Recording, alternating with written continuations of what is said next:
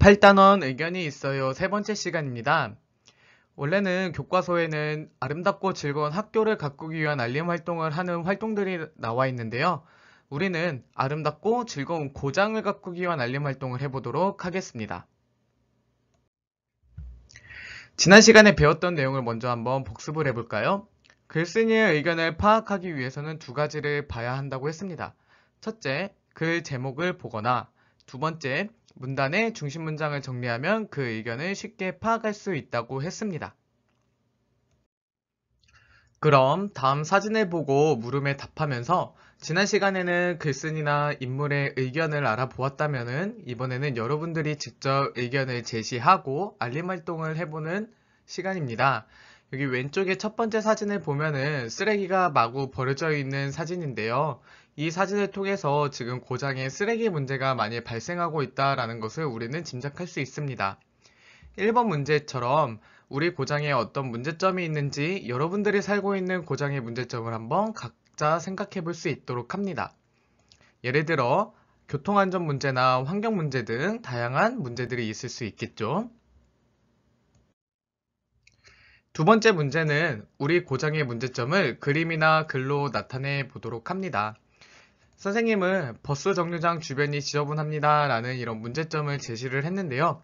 이거는 선생님이 보여주는 예시일 뿐 여러분들이 살고 있는 고장의 문제점을 찾아 이렇게 글로 쓰거나 아니면은 그림으로 나타내도 좋습니다.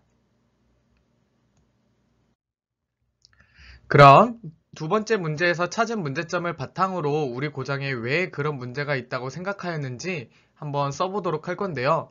여기 예시로 버스 정류장 주변에 종이컵이 여기저기 있는 것을 내가 직접 보았기 때문에 이런 문제점이 있다라고 생각한 친구들도 있겠고, 선생님은 사람들이 일회용품을 많이 사용하고 버스 정류장에 그대로 두고 가는 사람들이 많았다라고 이렇게 정리를 했는데요.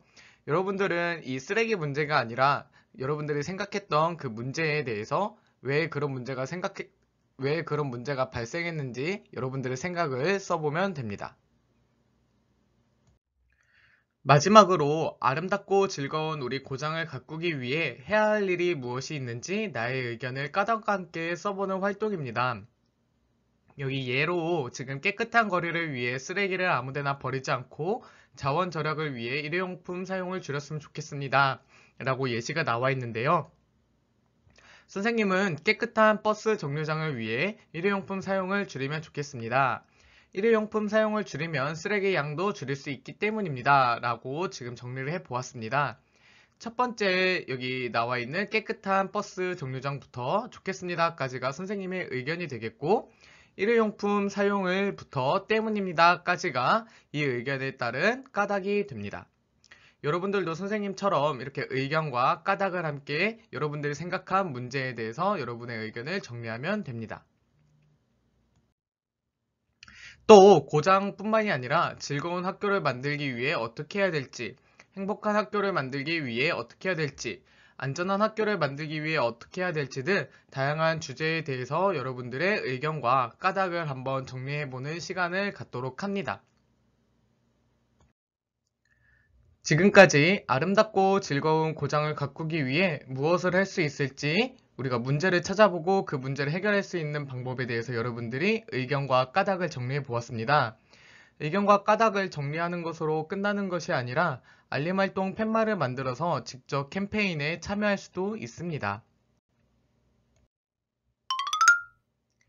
다음 시간에는 새로운 단원을 나갈 텐데요. 다음 시간에 낱말의 뜻을 짐작하며 글을 읽어보는 활동을 하도록 하겠습니다.